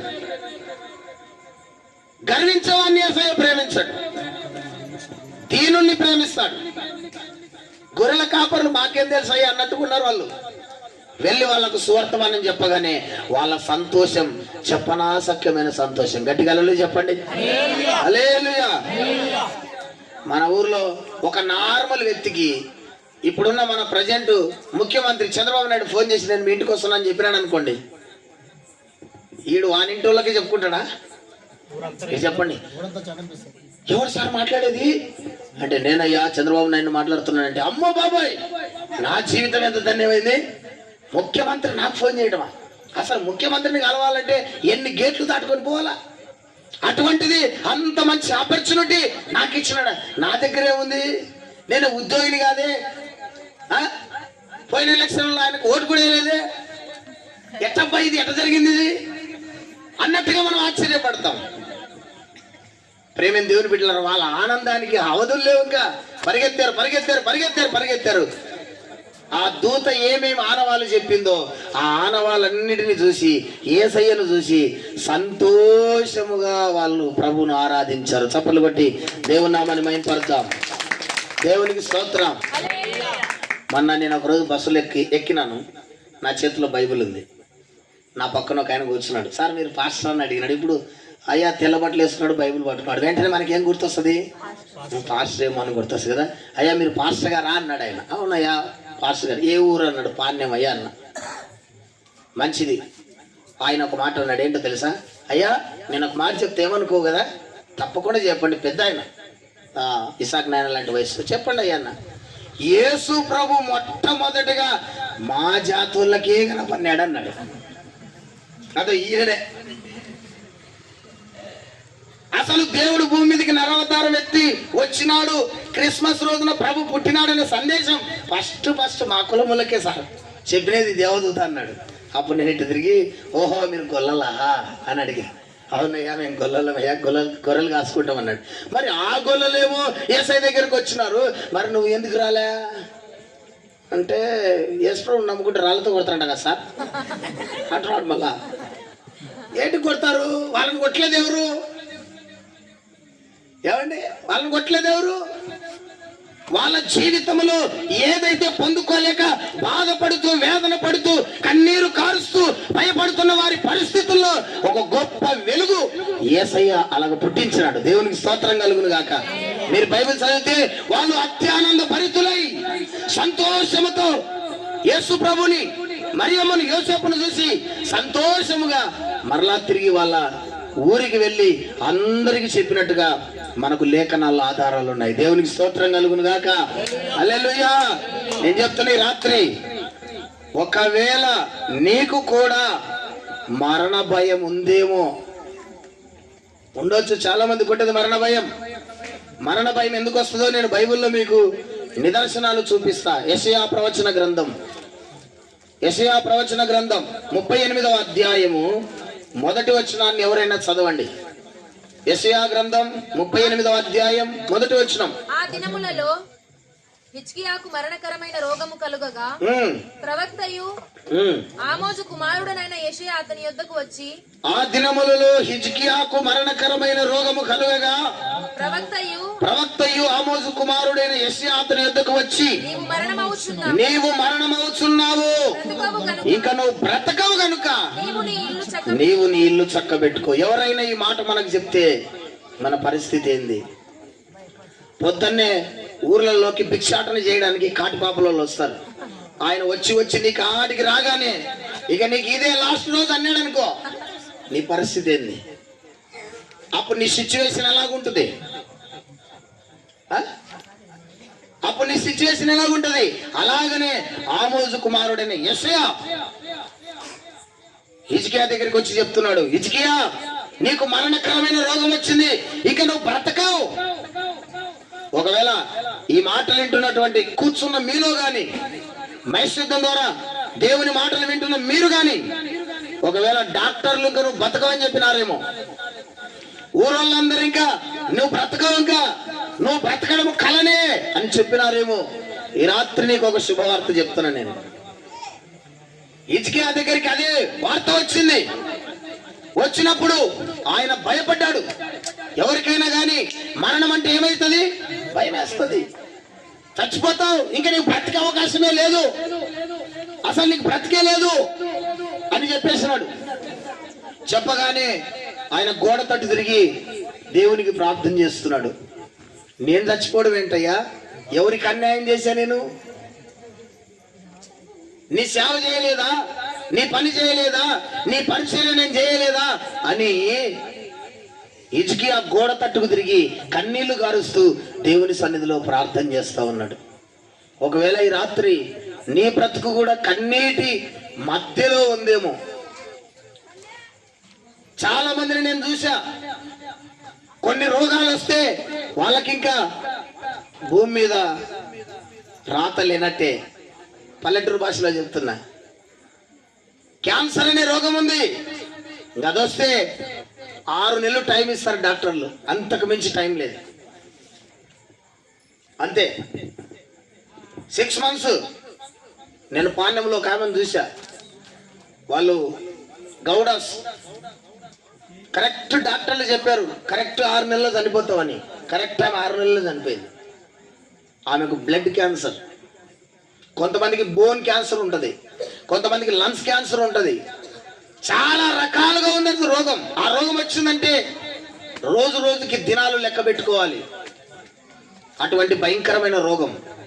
ఒకవేళ ఈ రాత్రి నీకు కూడా అట్లాంటి సిచ్యువేషన్స్, అట్లాంటి సందర్భాలు ఏమైనా నీ జీవితంలో ఉంటే ప్రభు నీతోనే మాట్లాడుతున్నాడు. అయ్యో ఇక నేను బ్రతకనేమో, ఇక బ్రతికే అవకాశాలు నాకు లేవేమో, ఇక నేను నా పిల్లల తరాలు నేను చూడలేనేమో, ఇక కొద్ది రోజుల్లోనే నేను కూడా మట్టిలో మన్నైపోతానేమో, ఇక నన్ను ఆదుకునే వాళ్ళు ఎవరు, డాక్టర్లే చేతులు ఎత్తేశారు అని గనక ఒకవేళ నువ్వు అనుకుంటుంటే ఈ రాత్రి నీకు ఒక శుభవార్త. హిజ్కియా నీవు బ్రతకవు, నువ్వు చనిపోతావని చెప్పిన వాని జీవితంలో యేసయ్య మరలా 15 సంవత్సరాలు ఆయుష్ పొడిగించి సజీవునిగా నిలబెట్టాడు. చప్పలు పడి దేవుని నామమున మహిమపరచు. దేవునికి స్తోత్రం. ఆయన యందు విశ్వాసం ఉంచితే, ఆయన యొద్దకు వస్తే, ఆయన మాటలను వింటే, నీ జీవితాన్ని ఆయనకు అప్పగించగలిగితే, ఒకవేళ అది మరణమే కావచ్చు, మరణకరమైన రోగమే కావచ్చు, ఆ స్థితిలో నుంచి కూడా దేవుడు నిన్ను విడిపించటానికి ఆయన శక్తిమంతుడు. దేవునికి స్తోత్రం కలుగును గాక. యోహాను సువార్తలో ఒక మాట రాయబడింది చూడండి. యోహాను సువార్తలో ఒక మాట రాయబడింది చూద్దాం. ఆయనే స్వయాన చెప్పాడు. 11వ అధ్యాయం యోహాను సువార్త 11వ అధ్యాయం 25-26 వచనాలను చదవండి. అందుకు యేసు, పునరుద్ధానమును జీవమును నేనే. ఒకరు నా యందు విశ్వాసం ఉంచువాడు చనిపోయినను బ్రతుకును, ఒకవేళ బ్రతికి నా యందు విశ్వాసం ఉంచిన వాడు ఎన్నటికి చనిపోడు. దేవునికి స్తోత్రం కలుగును గాక. హల్లెలూయా. ఒకసారి ఆల్రెడీ ఇన్నే సాక్ష్యం చెప్పా, మళ్ళీ చెప్తున్నాను వినండి. ఒకసారి నేను చాగలమరులో దేవుని పరిచర్య ఉంటే వెళ్తా ఉన్నా. బస్సు దిగా నన్ను పికప్ చేసుకోవడానికి కొంతమంది సహోదరులు వచ్చారు బండ్లు తీసుకొని. వాళ్ళ బండి మీద ఎక్కించుకున్నారు. పోతా ఉంటే ఒక బ్రదర్ వెనక నుంచి నన్ను పిలుస్తా ఉన్నాడు. ఏసన్న గారు, ఏసన్న గారు అని పిలుస్తా ఉన్నాడు. అప్పుడు నేను వినబడి వెనక్కి తిరిగి చూశా. తిరిగి చూస్తే మనకు తెలిసినటువంటి వ్యక్తే, పాతకోటను ఉంటాడు అతను, హరీష్ ఆయన పేరు. ఏంటన్నా సడన్ సర్ప్రైజ్, నువ్వెప్పుడు వచ్చావు చాగలమరికి, మీ ఊరు ఎక్కడ, ఇది ఎక్కడ, ఎందుకు వచ్చావు ఇక్కడికి అంటే ఆయన అన్నాడు, అయ్యా కొంతకాలం నుంచి అమ్మ భయంకరమైనటువంటి రోగంతో బాధపడుతుంది, కేరళ హాస్పిటల్లో చేర్చాం. చాగలమరికి వెళ్తే ఎవరికైనా తెలుసు, రోడ్డు మీద ఉంటుంది కేరళ హాస్పిటల్. కేరళ హాస్పిటల్లో చేర్చాం. అమ్మ చనిపోయిందన్న అని చెప్పాడు. ఏమన్నాడు? అమ్మ చనిపోయిందన్నా, ఇంకా అంబులెన్స్కో లేకుంటే ఏదన్నా పిలుచుకొని తీసుకెళ్ళాలని బయటకు వచ్చాను, నువ్వు కనపడ్డావు, నీకు చెప్దామని అన్నాడు. అన్న తర్వాత ఒక మాట అన్నాడు ఇసకయ్యన, అమ్మ చచ్చిపోయిందని చెప్పినాడు. ఏమంటున్నాడంటే, ఒక్కసారి వచ్చి అమ్మకు ప్రార్థన చేద్దురా అంటున్నాడు. నాకు భయం వేస్తుంది. చచ్చిపోయినామకి ఏం ప్రార్థన చేస్తావు? గుతకాన్ని అయితే ప్రార్థన చేయొచ్చు, ఈడేం ప్రార్థన చేస్తామండి? నాకు భయం వేసి, అన్న ఏంటి కావాలంటే నేను సమాధి కార్యక్రమానికి వస్తాను, బర్రెలకు వస్తానులే అని చెప్పాను. లేదు లేదన్నా, నువ్వు ఖచ్చితంగా వచ్చావు కదా, ప్రార్థన చేసిపోదురా అన్నాడు. నిజం చెప్తున్న దేవుని సన్నిధిలో ఉండి ఆల్రెడీ ఇంతకుముందు కూడా ఒకసారి ఇటు చెప్పాను. నేను బైబిల్ ఇలా పట్టుకొని, ప్రభువా నేను చేయించున్నది నాకు అర్థం కావటం లేదు, నీ చిత్తమే నెరవేర్చు అని లోపలికి వెళ్ళి చనిపోయిన ముసలామె బాడీ మీద తలకాయ మీద శిలువ గుర్తేసి ప్రార్థన చేసి గేట్ కాటుకు వచ్చినానో లేదో మోసంది లేచి కూర్చోంది. అల్లెలు చెప్పండి గట్టిగా, హల్లెలూయా. మళ్ళా పోతుంటే అన్నాడు, ఏసనా అంటే మళ్ళీ ఏమయ్యారా నాయన స్వామి అనుకున్నా. అన్నా అమ్మ బతికిందన్నా అన్నాడు. డాక్టర్లు అందరూ ఏం చేసినారు? మొత్తానికి ఏం చేయలేదే, పాస్టర్ గారు వచ్చారు, అలాగా శిలువ గుర్తించి ప్రార్థించారు. నాకే విశ్వాసం లేదు, చచ్చిపోయినానని నీళ్ళు చెప్తానని నాకేం తెలుసు. ప్రభువా నీ చిత్తం నెరవేర్చాలి, శిలువ గుర్తించి ప్రార్థన చేసిన ముసలి చేసి కూర్చుంది. దేవుని నామ మహిమార్థం కేరళ హాస్పిటల్ ఉన్న డాక్టర్లు అందరూ అంటున్నారు, నిజముగా యేసు ప్రభు ఎంత గొప్పవాడు. దేవునికి స్తోత్రం కలుగును గాక. హల్లెలూయా. ప్రియమైన దేవుని బిడ్డలారా, విశ్వాసము నీలో ఉంటే చాలు. ఆయన ఎందుకు విశ్వాసం ఉంచితే చాలు. అపనమ్మకముతో వెంబడిస్తే దేవుని కార్యాలను చూడలేవు. విశ్వాసముతో ప్రభువును వెంబడించగలిగితే అడుగడుగున ప్రభు నీకు తోడై ఉండి అన్ని విషయాలలో ఆయన నీకు కృప చూపుతూ అన్ని విషయాల్లో ఆయన నిన్ను చేయి పట్టుకొని నడిపించే దేవుడు. దేవునికి స్తోత్రం కలుగును గాక. అలాగే హిజ్కియా కన్నీళ్లు గారుస్తూ ప్రార్థన చేస్తే మరలా దేవుడు యెషయాను పంపించి అంటున్నాడు, హిజ్కియా నువ్వు చావవు, 15 సంవత్సరాలు మళ్ళా నీ ఆయుష్ను నేను పొడిగిస్తున్నానని దేవాది దేవుడు నాకు చెప్పి పంపించాడని చెప్పాడు. దేవునికి స్తోత్రం కలుగును గాక. రాత్రి చచ్చిపోతావు, ఇంక ఈ రోజు నీకు లాస్ట్ అన్నోనికి 15 ఏళ్ళు 15 సంవత్సరాలు ఆయుష్నిచ్చినటువంటి దేవుడు ఒకవేళ అల్ప విశ్వాసివై మరణ భయము చేత మగ్గిపోతున్నావేమో, ప్రభునందు నువ్వు విశ్వాసం ఉంచగలిగితే, ఈ రాత్రి యేసుక్రీస్తునందు నువ్వు విశ్వాసం ఉంచగలిగితే దేవుడు అట్టి స్థితిలో నుండి నిన్ను విడిపించడానికి ఆయన సమర్థుడు. దేవునికి స్తోత్రం కలుగును గాక. గట్టిగా చెబుదాం, గట్టిగా చెబుదాం. మరణ భయము మనుషులను ఆవరించింది. ఆ భయములో నుండి దేవుడు మనల్ని విడిపించడానికి శక్తిమంతుడు. ప్రియులరా, ఇంకొక రెండు మాటలు చెప్పి నేను ముగించేస్తాను. 2 మాటలు చెప్పి నేను ముగించేస్తాను. ప్రేమైన దేవుని బిడ్డలారా, మనకందరికీ అంటే ప్రార్థనకి వెళ్ళే వాళ్ళకు, విశ్వాసులైన వాళ్ళకి అబ్రహాము తెలుసు. బైబిల్లో అబ్రహాం ఎంతమందికి తెలుసు? చేతులు ఎత్తండి, చేతులు ఎత్తుదాం. అబ్రహాము తెలియని వ్యక్తి ఎవరండి? అసలు విశ్వాసులకు తండ్రి అబ్రహాము. విశ్వాసం అన్నది కన్నవాడు, విశ్వాసము అనేది అబ్రహాము నుండే ప్రారంభమైనది. అటువంటి వానికి కూడా భయం వేసింది ఒకసారి. చాలా మంది అనుకుంటుంటారు, వాళ్ళకేమండి ఇంటి నిండా డబ్బే, జోబి నిండా డబ్బే అనుకుంటున్నారు. ఎంత కోటీశ్వరునికైనా ఒకానొక టైంలో రూపాయి దొరకని పరిస్థితి కూడా ఉంటుంది. అలాంటి సిచ్యువేషన్స్ ఖచ్చితంగా వస్తాయి. అప్ అండ్ డౌన్స్ అనేటివి, ఎత్తు పల్లాలు అనేటివి మానవ జీవితంలో సహజం. ఆ స్థితి మానవ జీవితంలో ఉంటుందనే దేవుడు మాసాన్ని అనగా నెలను 2 విభాగాలుగా విభజించినాడు, 2 పక్షాలుగా విభజించినాడు. ఒకటేమో పున్నమి, ఒకటేమో అమావాస్య. దీన్ని చూసి మనం నేర్చుకోవాల్సిన పాఠాలు అవే. ఎప్పుడు వెలుగే ఉండదు. 15 రోజులు వెలుగుంటే 15 రోజులు చీకటి ఉంటుంది. మానవుని జీవితంలో కూడా ఇలాగుంటుంది. ఇది మనం గుర్తుపెట్టుకోవాలి. కొన్నిసార్లు మనమే అనుకుంటాం, అబ్బాబాబా ఈ రోజు భలే నవ్వినానమ్మా, రేపు ఏం జరుగుతుందో ఏమో. మనలు మంచి సామెతలు చెప్తారు, ఈరోజు ఫుల్ నవ్వినానమ్మా, రేపు ఏం జరుగుతుందో ఏమో, ఏమో జరిగేదట్టే ఉంది. అంటే ఒక రోజు నవ్వు ఉంటే ఇంకొక రోజు నవ్వు ఉండని పరిస్థితి మానవుని జీవితంలో. దేవుడు పక్షాన్ని కూడా అలాగే విభజించినాడు. 15 రోజులు పున్నమి రావాలి, 15 రోజులు అమావాస్య రావాలి. పున్నమి అమావాస్య ఎందుకు వస్తాయి అనేది మళ్ళా కొంచెం సుదీర్ఘమైనటువంటి విషయం. మనం ఇప్పుడు దాంట్లోనికి వెళ్ళొద్దు. దేవునికి స్తోత్రం కలుగును గాక. అబ్రహాము విశ్వాసులకు తండ్రి అని పిలువబడిన వాడు కూడా ఒక విషయంలో భయపడుతున్నాడు. ఆదికాండం 15వ అధ్యాయం బాగా వినండి మీరు. ఆదికాండం 15వ అధ్యాయం మొదటి వచనాన్ని చదువునండి గట్టిగా. ఇవి జరిగిన తర్వాత యెహోవా వాక్యము అబ్రహామునకు దర్శనమందు వచ్చి అబ్రామా భయపడకుము అన్నాడు. చాలు చాలు, భయపడొద్దు అంటున్నాడంటే అబ్రహాం ఏం చేస్తున్నాడు? కూర్చోండి అన్నామంటే అర్థం ఏంటి? అప్పటి వరకు వాళ్ళు నిలబడి ఉన్నారు అని అర్థం కదా. నిద్రపో అన్నాం అనుకో, అప్పటి వరకు ఏం చేస్తున్నాడు? మెలకువతో ఉన్నాడు అని అర్థం. అలాగే అబ్రహాము దగ్గరికి దేవుడు వచ్చి దర్శనములు అంటున్నాడు, అబ్రహామా భయపడొద్దు అంటే అబ్రహాం అప్పటికి ఏంలో ఉన్నాడు? భయాందోళన పరిస్థితుల్లో ఉన్నాడు. వై? ఎందుకు అబ్రహాముకు భయం? డబ్బు లేదా? ఆస్తిపాస్తులు లేవా? వెండి బంగారాలు లేవా? దాసదాసీలు లేరా? ఎవరు లేరని, ఏమి లేదని అబ్రహాముకు భయం. అన్నీ ఉన్నాయి కానీ సంతానము లేదు. ఈ రోజుల్లో చాలా మందికి ఇదొక భయం.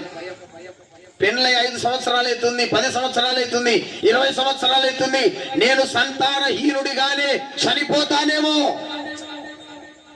నా గతంతా కూడా పిల్లలు లేకుండా గడిచిపోతుందేమో అని భయపడే వాళ్ళు కూడా చాలా మంది ఉన్నారు. అందులో విశ్వాసులు ఉండొచ్చు, విశ్వాసంలో లేని వాళ్ళు ఉండవచ్చు. ఇద్దరికి రాత్రి శుభవార్త, ఇద్దరికి రాత్రి శుభవార్త.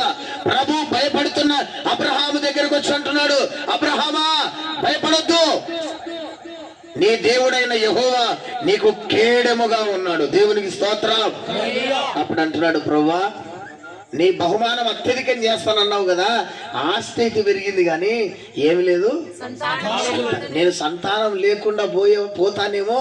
ఒకవేళ నా ఇంట్లో గాసం చేస్తున్నాడు చూడు, నా పెద్ద గాసగాడు కదా, పల్లెటూరు భాషలు ఏమంటావు, గాసగాడు.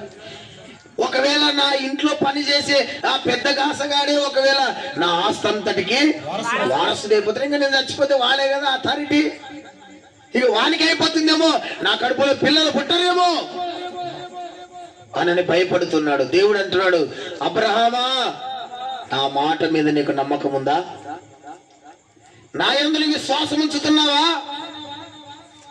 విషయం చెప్పిన ప్రియులరా, అబ్రహాముకు పిల్లలు ఎప్పుడయ్యారో తెలుసా? అబ్రహాముకు 100 సంవత్సరాలు వచ్చినాయి, శారమ్మకు 90 సంవత్సరాలు వచ్చినాయి. ఆ వయసులో పిల్లలు కన్నారు వాళ్ళు. ముసలాళ్ళకు పిల్లలు అంటే మనం కానీ ఇద్దరిని కాళ్ళని కనింది, లోకమంతా ఏమి నవ్వుతుంది, అబ్బా బాబా ముసలామకి ఇప్పుడేం పిల్లలు ఆయన. ఆమెకు 60 ఏళ్ళు లేవు, 60 ఏళ్ళ ఆమెను చూసింత నవ్విన రోజు 90 సంవత్సరాల పిల్లల్ని కంటే ఎంత నవ్వింటది లోకం. తన జీవితంలో నవ్వు లేకుండా ఉంది, దేవుడు నా గర్భఫలాన్ని తెరిచి నా జీవితంలో నవ్వు పుట్టించినాడనే కొడుకుకు నవ్వు అని పేరు పెట్టింది, ఇస్సాకు అని పేరు పెట్టింది. ఇస్సాకు అంటే అర్థం ఏంటి? నవ్వు. వాళ్ళ బ్రతుకులో నవ్వు లేకుండా పోయింది, ఆస్తులు పాస్తులు అన్నీ ఉన్నాయి కానీ వాళ్ళ జీవితంలో నవ్వు లేకుండా పోయింది. కొడుకు పుట్టేసరికి వాళ్ళ జీవితంలోనికి నవ్వు వచ్చింది. దేవునికి స్తోత్రం కలుగును గాక.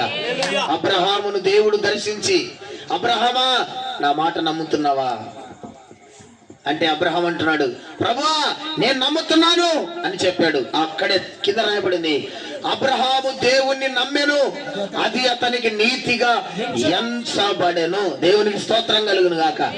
నువ్వు నమ్మితే చాలు, నీ జీవితంలో దేవుడు కార్యం చేస్తాడు, కార్యం చేస్తాడు. 3 సంవత్సరాలకు ఒక ఆమె వచ్చి కచ్చిపల్లా దర్శిపోయేటట్టు ఎడుతుంది నాకాడ. ఏంటమ్మా అంతరాన్ని ఎడుస్తున్నావు? అంత పెద్ద బాధ ఏమొచ్చిందంటే, అందరూ గొడ్రాలు అంటున్నారయ్యా, 3 సంవత్సరాలు అయింది, పిల్లలు కాలేదు, మా అత్త మా భర్తకు ఇంకో పెళ్లి చేస్తుంది అంటదయ్యా అని ఏడుస్తూ ఉంది. అమ్మా దేవుడు అంటే నీకు నమ్మకం ఉందా? దేవుడు అంటే నీకు విశ్వాసం ఉందా? దేవుని మాటలను నువ్వు నమ్ముతావా, నిరీక్షిస్తావా? దేవుడు అంటే నీ హృదయంలో కాస్తంతైన చోటు ఉందా? నమ్ముతున్నానయ్యా, దేవుడు చేస్తే నేను నా కుటుంబం దేవుని సన్నిధిలో ఉంటాం అని ఆమె ఆ రోజు నాతో మాట్లాడింది. అప్పుడు నేను ఆమె తల మీద చేయబెట్టి ప్రార్థన చేశాను, మీదటికి తప్పకుండా నువ్వు కొడుకుని ఎత్తుకొని వస్తావు నా దగ్గరికి అని చెప్పా. దేవునికి స్తోత్రం కలుగుతుంది. కరెక్ట్ సంవత్సరానికి ఫస్ట్ కొడుకు పుట్టాడు, తర్వాత బిడ్డ పుట్టింది. కరెక్ట్ సంవత్సరానికి మళ్ళా బాబుని ఎత్తుకొని చర్చిలోకి వచ్చి పిల్లోని ఇలా ఎత్తి పట్టుకుని సాక్ష్యం చెప్పి ఏడ్చి ప్రభునామాన్ని మహిమపరిచింది. దేవునికి స్తోత్రం కలుగును గాక. అబ్రహాము నమ్మాడు, విశ్వసించాడు. భయముతో ఉన్నటువంటి అబ్రహాము జీవితంలోండి భయాన్ని తీసివేసి, దుఃఖములో ఉన్న అబ్రహాము జీవితంలోండి దుఃఖాన్ని తీసివేసి సంతోషాన్ని ఇచ్చిన దేవుడు నీకివ్వడానికి రాత్రి ఈ గ్రామానికి వచ్చాడు. దేవునికి స్తోత్రం కలుగును గాక. సువార్త నీ హృదయంలో సంతోషాన్ని ఇస్తుంది. ఇది ప్రజలందరికీ కలగబోయే సంతోషం. ఎవరెవరు భయముల చేత, తీరనటువంటి భయాందోళన చేత ఉన్నారు, వారికి అందరికీ ఈ రాత్రి శుభవార్త. దేవునికి స్తోత్రం కలుగును గాక. మొదట్లోనేమో మరణకరమైన రోగం అంటే చచ్చిపోతానికి భయం నుంచి దేవుడు విడిపించాడు. ఇప్పుడు బతుకున్నాగా పిల్లలు అవుతారో కారో అనే భయం నుంచి దేవుడు విడిపించాడు. ఇంకొకటి చూపిస్తాను మీకు, ఒంటరితనం. ఏంటది? ఒంటరితనం. అబ్బా, ఒంటరితనాన్ని ఊహించుకొనలేము కదా. ఒంటరితనాన్ని ఏమన్నాడంటే ఒక భక్తుడు, అది ఒంటరితనపు పోరంట. పిల్లోడు కదా పాల కోసం పోరు పెట్టుకుంటాడు చూడు, అటువంటిది అది, అంత భయంకరమైనది. బైబిల్లో కాముంది, బైబిల్లో కాముంది. ప్రేమైన దేవుని బిడ్డలారా, అబ్రహాము తన భార్య ఐగుప్తు దేశానికి పోయినప్పుడు దేవుడు అక్కడ వాళ్ళకి ఆస్తిపాస్తులు ఇచ్చాడు. అప్పుడు వస్తూ వస్తూ వాళ్ళతో పాటు కొంతమంది దాసీలను కూడా తీసుకొచ్చారు. అబ్రహాము శారా జీవితంలో మధ్యలో నడుస్తున్నప్పుడు పిల్లలు కలగకపోగా శారా తొందరపడి ఏం చేసిందంటే, ఇక నాకు ఇంకా పిల్లలు అయితట్లేరయ్యా, సంవత్సరం బా, 2 సంవత్సరాలు బా, 5 సంవత్సరాలు బా, 10 సంవత్సరాలు బా, 20 సంవత్సరాలు బా, 40 సంవత్సరాలు బా, దగ్గర 80 ఏళ్ళు వస్తున్నాయి, నాకు పిల్లలు గారేమో, మనకు సంతానం లేకుండా పోతుంది, పేరు లేకుండా పోతుంది, వంశం లేకుండా పోతుంది, వేరు లేకుండా పోతుంది. నా మాట విని ఈ దాసిని పెళ్లి చేసుకొని శారానే అబ్రహాముకు ఆగర్నిచ్చి పెళ్లి చేసింది. పెళ్లి చేసిన బహుశా 3 నెలలకో 2 నెలలకో ఆమె గర్భంలో ఒక కుమారుడు పడ్డాడు. అమ్మ బాగానే ఉంది, సంతోషించినారు. నాకు కాకపోయినా ఆమెకైందిలే, ఏదో ఆ రకంగానైనా వాన్లోనే నా కడుపులో పుట్టినోడు లాగానే నా కొడుకునే చూసుకుంటానని కొంతకాలం బాగైంది. వాడు చిన్నగా పుట్టిన తర్వాత పెరిగి పెద్దోడైతుంటే ఇప్పుడు దేవుడు ఈవెన్ దర్శించినాడు. శారా గర్భవతి కుమారుని కలిగింది. వీళ్ళిద్దరు ఆడుకుంటుంటే ఈ పెద్దోడు ఏం చేసినాడంటే, ఈ చిన్నోడిని అంటే హాగరు కొడుకు శారా కొడుకుని ఏం చేసినాడంటే ఎగతాళి చేసినాడు. అందుకని దాసి కొడుకువి యజమానురాలైనటువంటి నా కొడుకుని ఎగతాళి చేస్తావా అని అబ్రహాం దగ్గరికి వెళ్ళి ఏమంటుందంటే, ఇదిగో వీళ్ళ నన్ను ఎలగొడతావా లేకుంటే నన్ను వెళ్ళిపోమంటావా? అసలు అబ్రహాం అడిగినాడా 2వ పెళ్లి చేయమని? అడిగినాడా? లేదు. నువ్వే నాకు 1000 మంది పిల్లలతో సమానం అని భార్యను ఓదార్చుకున్నాడు అబ్రహాం. అడగలేదు కదా, అడగకపోయినా నువ్వే చేసావు. చేసి మళ్ళీ ఇప్పుడు వాళ్ళని ఎలగొట్టమంటే వాళ్ళు ఎలా బ్రతకాలి? చిన్న పిల్లవాడిని తీసుకొని ఆమె ఎక్కడ పోయి బతుకుతుంది? ఎక్కడో ఐగుప్తు దేశం నుండి తీసుకొచ్చావు. నువ్వు ఉండేదేమో బెత్లెహేములో ఉన్నావు, ఇశ్రాయేల్ దేశంలో నువ్వు ఉన్నావు. ఐగుప్తు దేశం ఎక్కడికి పోతుంది? ఆమె ఎవరున్నారు ఆమెకు? కానీ అనలే అబ్రహాం. ఎందుకంటే ఆ ఇంట్లో లేడీ బాస్, ఈమెనే నోరు మూసుకుంటే పడతా. సర్లే నోరు మూసుకుంటాలే, ఆ నోరు మూసుకోవాలి అట్టుంది. ఏంది నేను చెప్పింది చే అంటే సరే అని చెప్పేసి ఒక తిత్తిలో నీళ్లు పోసాడు, కొంత సర్ది కట్టాడు, గాడిద మీద పెట్టి పని వాళ్ళను కొంతమందిని పెట్టి ఈమెను తీసుకెళ్ళి అరణ్యంలో వదిలేసి మీరు రండి, ఎటనన్న పోని, అరణ్యం వరకు సాగనంపండి, ఇంకా సాగనంపేసి మీరు వెనక్కి రండి అని చెప్పాడు. పాపం ఆమె వెళ్ళింది, వాళ్ళు వెనక్కి వెళ్ళిపోయారు. ఆమె వెళ్తా ఉంది. వెళ్ళిన తర్వాత అరణ్యంలో ఏముంటుందండి, ఒక్క దిక్కు లేదు, మనిషి లేడు. ఏంటి నా బ్రతికిలాగా అయిపోయింది, అబ్రహాముని చేసుకోకపోయినా బాగుండే, అసలు ఐగుప్తులో నుంచి వీళ్ళకు దాసిగా నేను రాకపోయినా బాగుండే, ఏంటి నా బ్రతికింత శాపం, నా బ్రతికే ఒక భారమా, నా బ్రతికే బాధలేదనుకుంటే మళ్ళా వీడు వచ్చాను. నాకు నా బాధనా వీని బాధన, ఎవరి బాధ చూడాలి? నేను ఒక్కనే అంటే ఏడోబడి సచ్చేవాడిని. మళ్ళీ పిల్లవాడా, మన ఘోరం అండి. ఒక తల్లి 3 పిల్లల్ని ముందు బావిలో వేసి తర్వాత ఆమె బావిలో పడిపోయింది. ఆమెకి ఏం కష్టం వచ్చిందో, ఏం బాధ వచ్చిందో, ముందు పిల్లలందరినీ దొబ్బేసింది. ఆ మాటలు తలుచుకుంటే గుండె పగిలిపోతే, చిన్న పిల్లలు ఊపిరాడక ఎంత గిలగిల కొట్టుకొని చనిపోయింటారు లోపల కదా. కడుపులో బిడ్డ చనిపోతేనే ఎంతో బాధపడతాం మనం, తల్లి ఎంతో వేదన పడుతుంది. అటువంటిది తల్లి, ఆమెకి ఏం కష్టం వచ్చింది అంటే, ఇక నేను చనిపోతే నా పిల్లలు రాగలేకపోతారేమో, పోతే అందరమాదం అన్నట్టుగా ముందు వాళ్ళని దొబ్బేసి ఈమె కూడా పడేసి 4 చనిపోయి వాళ్ళైతే లేరు. హాగరు పరిస్థితి కూడా ఇప్పుడు అలాగనే ఉంది. అరణ్యంలో తాగడానికి నీళ్ళు, తినడానికి తిండి లేదు, పలకరిద్దామంటే మనిషి లేడు, ఎవరింటికి వెళ్దాం, ఎవరు లేరు. తీసుకున్న నీళ్ళు అయిపోయి, తెచ్చుకున్న సద్ద అయిపోయింది. పిల్లోడు పోరు పెట్టుకుని ఏడుస్తా ఉన్నాడు. పిల్లవాడిని ఏడుపు చూడలేక, పిల్లవాడిని బాధ చూడలేక ఆ పిల్లవాడిని ఒక పొద దగ్గర నీడకు పడుకోబెట్టి దూరంగా వెళ్ళి ఆ పిల్లవాడికి ఎదురుగా కూర్చొని ఎలుగెత్తి ఏడుస్తుంది. ఎందుకు నా బ్రతికిలా చేసావయ్యా? ఏంటి నా పరిస్థితి? నేను ఒక్కదాన్ని అయితే ఏడొకట పడు యాన్నోసారి చచ్చిపోయేదాన్ని. కానీ వీణు కూడా ఇచ్చావు. ఈ పిల్లవాడిని చావు నేను, అట్లనే ఉంది బైబిల్లో, ఈ పిల్లవాడిని చావు నేను చూడలేనని దూరంగా వెళ్ళి ఏమి చేయలేని నిస్సహాయపు పరిస్థితుల్లో చేతులెత్తి ఏడుస్తూ రొమ్మును కొట్టుకుంటున్నటువంటి ఆ ఒంటరితనం. ఈరోజు చాలా మందికి ఇలాంటి పరిస్థితులు ఉన్నాయి. పలకరిద్దామంటే సొంతోళ్ళే పలకరు, పలకరిద్దామంటే ఇంటి పక్కన వాళ్ళు పలకరు, పలకరిద్దామంటే ఎదురింటోళ్ళు పలకరు, పలకరిద్దామంటే కట్టుకున్నాడు పలకడు, పలకరిద్దామంటే పుట్టించుకున్న వాళ్ళు కూడా పలకనటువంటి పరిస్థితుల్లో ఈరోజు ఎన్నో కుటుంబాలు మగ్గిపోతున్నాయి. ఆ కుటుంబాలకి రాత్రి శుభవార్త. ఆగరు ఎలుగెత్తి ఏడ్చినా పరలోకంలో నుంచి దేవుడు ఆ చిన్నవాని మొర విన్నాడు. ఆమె మొర కాదు. చిన్నపిల్లలంటే ఆయనకు చాలా ఇష్టం. చిన్నపిల్లలు నా యుద్ధకు రానియండి, వారిని ఆటంకపరచవద్దు అని వాళ్ళని ఎత్తుకొని ముద్దు పెట్టి కౌగిలించుకొని, మీరు చిన్న బిడ్డల వంటి వారైతే తప్ప మీరు పరలోక రాజ్యానికి రారు అని ఒక సందేశాన్ని చిన్నపిల్లల గురించి ఇచ్చాడు ఆయన. ఆ చిన్నవాని మొర చూడలేక పరలోకంలో నుండి దేవదూత దిగొచ్చింది. దేవునికి స్తోత్రం కలుగును గాక. గట్టిగా చప్పట్లు కొట్టండి ఒకసారి.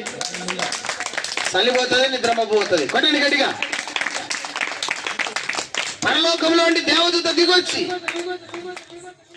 ఆగరు దగ్గరకు వచ్చి అంటుంది, ఆగరు ఎందుకు ఏడుస్తున్నావు? ఏమైంది నీకు? ఏమైందని అడుగుతావా? నీళ్లు లేవు, తిండి లేదు, పిల్లవాడు ఏడుస్తున్నాడు. సరే, నేను కొద్దిసేపు దప్పిక పట్టుకోగలను, ఆకలి తట్టుకోగలను. వాడి పరిస్థితి ఏంటి? పాలు తాగే స్టేజ్ దాటిపోయాడు. పాలతో ఆకలి తీరదు. వాడికి నీళ్లు కావాలి, ఆహారం కావాలి. ఏం చేయాలా? దిక్కుదోచని పరిస్థితిలో ఈ అరణ్యంలో అరణ్యంలో ఏముంటాయి? ఎటు చూసిన ఎడారే, ఎటు చూసిన ఎండమావులే, నీళ్ళ సుక్క కనపడని పరిస్థితి. ఏం చేయాలి? ఎవరి దగ్గరికి వెళ్ళాలి? ఎవరున్నారు నాకు అని దేవదూతతో మాట్లాడితే దేవదూత అంటుంది, పిచ్చిదానా, నీకు ఎవరున్నా ఎవరు లేకపోయినా తోడు ఉండడానికి దేవుడు భూమి మీదకి వచ్చినాడు. కొట్టు చప్పట్లు గట్టిగా. ఇప్పుడు దేవునికి స్తోత్రం కలుగును గాక. ఆయన ఇమ్మానుయేలు దేవుడుగా భూమి మీదకి దిగి వచ్చాడు. ఇమ్మానుయేలు అనగా భాషాంతరమైన దేవుడు మనకు తోడే ఉన్నాడని అర్థం. దేవునికి స్తోత్రం.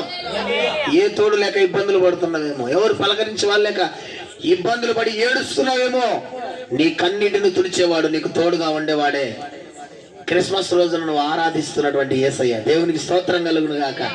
That is the speciality of Jesus Christ. యేసు క్రీస్తులో ఉన్న ప్రత్యేకత అది.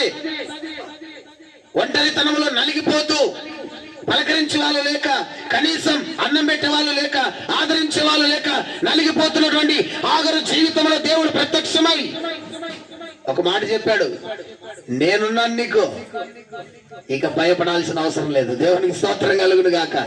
ఎవరిని దగ్గర ఆధారపడద్దు, వెనక్కి తిరిగి అబ్రహాము దగ్గర కూడా వెళ్ళొద్దు, మీ అక్క సారా దగ్గర కూడా వెళ్ళొద్దు. నేను నిన్ను ఆశీర్వదించి నీ కడుపులో 10 మంది రాజుల్ని పుట్టిస్తా. దేవునికి స్తోత్రం కలుగును గాక. దిక్కే లేదంటుంటే మళ్ళీ నా కడుపులో రాజులు పుడతారా? భయపడొద్దు. నీకు పుట్టిన ఈ కుమారుడు ఉన్నాడు కదా ఇస్మాయిల్కు పెళ్లి చేయి. ఇస్మాయిల్ కడుపులో నుంచి 10 మంది రాజులు పుడతారు. వాళ్ళు ఎవరో తెలుసా? మొత్తం ముస్లింసే. కొట్టండి ఇప్పుడు గట్టిగా చప్పట్లు. ఆగరు సంతానమే ముస్లిం సంతానం, ఇస్మాయిలీల సంతానం మొత్తం అంతా కూడా అది. అందుకే మీరు చూడండి, వాళ్ళకున్నంత ఆస్తి పాస్తులు మనకు లేవు. మనకెళ్ళి బోర్లు వేస్తే కొన్ని చోట్ల నీళ్ళే పడవు, కొన్ని చోట్ల పన్నా ఉప్పు నీళ్ళు పడతాయి. వెంకటేశ్వరాపురం మొత్తం ఉప్పు నీళ్ళే. ఆ ఊరికి ఎవరైనా పిల్లని ఇవ్వాలన్నా, పిల్లని తెచ్చుకోవాలన్నా చాలా భయపడతారు. ఎవరైనా ఇక్కడ వెంకటేశ్వరం ఉంటే బాధపడకండి. ఆ ఊరి పేరు అగుసాట్లపల్లె. ఏమంట? అయ్యో బాబా, ఆ ఊరికి పిల్లని ఇచ్చుకుంటే అగుసాట్లు పడాలా, మనకెందుకు వచ్చినది అనుకునేవాళ్ళు. అగుసాట్లపల్లె నిజంగా ఆ ఊర్లో ఎక్కడ బోర్ వేసినా కానీ ఉప్పు నీళ్ళు పడుతుంటాయి. వసతి సరిగా లేదు. చాలా మంది టౌన్లోకి వెళ్ళిపోయారు, చాలా మంది కొంత దూరం వెళ్ళి బతుకుతున్నారు. ప్రేమైనటువంటి దేవుని బిడ్డలారా, కానీ మీరు అరబ్ కంట్రీస్ అంటే ముస్లిమ్స్ కంట్రీస్ 54 దేశాలు ఉన్నాయి. 240 దేశాలలో 54 దేశాలు ముస్లిం దేశాలే. ఆ దేశాలలో ఎంత ఐశ్వర్యం అంటే బా, వాళ్ళు బావులు ఏమైనా వాళ్ళు ఏదైనా బోరేస్తే ఏకంగా పెట్రోల్ బావులే పడుతున్నాయి. ఇప్పుడు సర్వ ప్రపంచానికి పెట్రోల్ పంపిణీ చేస్తుంది ఎవరు?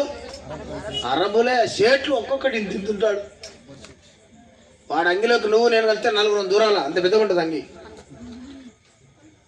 నేను ఒకసారి చెన్నై నుండి హైదరాబాద్కి ఫ్లైట్లో వచ్చా, అంటే విమానంలో వచ్చినప్పుడు చూసి నేను కొంతమందిని ఇసాక వాళ్ళ దేహం భారీ దేహం, ఏం మనం అంతా 4 అడుగులు 3 అడుగులు 2 అడుగులు పడి వాళ్ళు ఇంత హైటు, మళ్ళీ ఒకటే కింది వరకు తలకి పాగా కట్టి ఎంత అసలు వాళ్ళ సెంటు వాళ్ళే పడే పోదాం అనిపిస్తుంది. ఆ సెంటు కొట్టే చూస్తే ఒక్కొక్కటి దగ్గర కోట్ల రూపాయలు. ఈరోజు దుబాయ్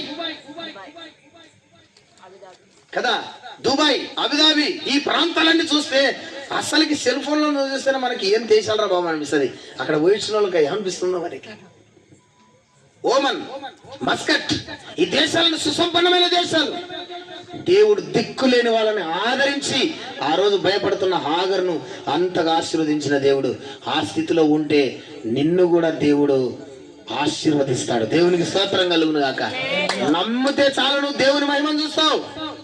నీకు నమ్మకం ఉండాలా, విశ్వాసం ఉండాలా, దేవుని పట్ల నీకు నిరీక్షణ ఉంటే నీ జీవితాల్లో ఎన్నడూ చూడనటువంటి అద్భుతాలు దేవుడు నీ జీవితంలో చేయగలడానికి సమర్థుడు ఆయన. దేవునికి స్తోత్రం కలుగును గాక.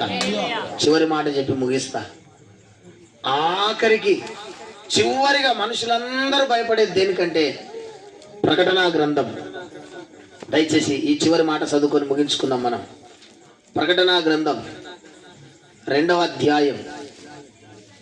ప్రకటనా గ్రంథము దయచేసి 2వ అధ్యాయంలో నీకు కలగబోవు శ్రమలకు భయపడకము 9వ వచనంలో చివరి మాట మనం చూద్దాం ప్రియులారా ఒకసారి. శ్రమను దరిద్రతను నేను ఎరుగుదును, అయినను నీవు ధనవంతుడవే, తాము యూదులమని చెప్పుకొనుచు యూదులు కాక సాతాను సమాజపు వారి వల్ల నీకు కలుగు దూషణ నేను ఎరుగుదును. నీవు పొందబోవు శ్రమలకు చాలా మంది రోజు వాళ్ళకి ఎదురయ్యే శ్రమలు, దాంట్లోని నిందలు కలుపుకుందాం కదండి. శ్రమలకు నిందలకు భయపడుతున్నారు. యేసయ్య భూమి మీదకి ఎందుకు వచ్చాడో తెలుసా? ఆయన భూమి మీదకి దిగి రావడానికి గల అనేకమైన కారణాల్లో ఒక కారణం ఏంటంటే శ్రమలలో, నిందల్లో ఉన్నటువంటి అవమానాలలో, కష్ట నష్టాల్లో భయపడుతూ బ్రతుకుతున్న నీ జీవితంలో నుండి భయాన్ని తొలగించడానికి వచ్చాడు ఆయన. దేవునికి స్తోత్రం కలుగును గాక. హల్లెలూయా, హల్లెలూయా. ఎటువంటి శ్రమనన్నా కానీ అది, ఎటువంటి బాధనన్నా కానీ అది, ఎటువంటి వేదనైనా కానీ అది యేసయ్య దగ్గర పరిష్కారము దొరకని సమస్యలే లేవు. దేవునికి స్తోత్రం కలుగును గాక. యేసయ్య దగ్గర పరిష్కారం దొరికే సమస్యలు అస్సలు లేవు, ఎంతటిదైనా సరే. ఆయన అన్నాడు, శారాతో అంటున్నాడు, శారా నువ్వెందుకు నవ్వావు? నీ దేవుడైన యెహోవానైన నాకు అసాధ్యమైనది ఏమైనా ఉందా? నోటి మాట చేత అఖిల బ్రహ్మాండాన్ని కలగజేసిన సర్వశక్తి మంతుడను నేను. నువ్వు పిలిస్తే నీ కడుపులో పుట్టిన పిల్లలే నీ దగ్గరికి రారు. నేను పిలిస్తే ఆకాశము, సముద్రము, భూమి నా మాట వినాలి. సర్వ సృష్టి నా మాట వింటది. అంత సర్వశక్తి కలిగిన దేవుడని నేను మాటిస్తే నీకు నవ్వులాటగా ఉందా? కొంతమంది దేవుని మాటలు అంటే నవ్వుకుంటుంటారు. ఆ శారమ్మలాగా నవ్వుతుంటున్నారు. అమ్మో ఇవి ఎప్పుడు నెరవేరాలా, నిజంగా అవుతాయా అనుకోవద్దు. పొరపాటున కూడా ఆ అల్ప విశ్వాసమే దేవుని మహిమను నువ్వు చూడకుండా నీ కళ్ళకు గుడ్డితనాన్ని కలుగజేస్తుంది. విశ్వాసంతో నమ్ము, విశ్వాసంతో నమ్ము. హిజ్కియా జీవితంలో అద్భుతం చేసిన దేవుడు, అబ్రహాము జీవితంలో అద్భుతం చేసిన దేవుడు, హాగరు జీవితంలో అద్భుతం చేసిన దేవుడు, శ్రమలలో నలిగిపోయిన యోబు జీవితంలో అద్భుతం చేసిన దేవుడు నీ జీవితంలో, నా జీవితంలో కూడా అద్భుతాలు చేయడానికి ఆయన పరలోకాన్ని వదిలి భూమి మీదకి వచ్చినాడు. దేవునికి స్తోత్రం కలుగును గాక. ఆ గొర్రెల కాపరులకు వాళ్ళ హృదయాలలో ఉన్నటువంటి భయమంతా తొలగిపోయింది. దేవునికి స్తోత్రం కలుగును గాక. భయం పోయింది, ఆనందం వచ్చింది. ఆనందముతో సంతోషముతో పాటలు పాడుతూ దేవుని స్తుతిస్తూ ఆరాధిస్తూ కొనియాడుతూ ఆ వార్త వాళ్ళున్న ఊరంతా చాటి చెప్పారు. దేవునికి స్తోత్రం కలుగును గాక. ఈ రాత్రి నీకు శుభవార్త. మరణకరమైన భయముతో ఉన్నావేమో, సంతానము లేక భయపడుతున్నావేమో, ఒంటరితనముతో భయపడుతున్నావేమో, శ్రమ నింద వేదన అనే పరిస్థితుల్లో నువ్వు భయపడుతున్నావేమో, అన్నిటికీ ఒకే పరిష్కారం. యేసుక్రీస్తే నీకు పరిష్కారం. దేవునికి స్తోత్రం కలుగును గాక. తల వంచండి, కళ్ళు మూసుకొని చిన్న మాట ప్రార్థన చేసుకుందాం. తల వంచి కళ్ళు మూసుకుందాం.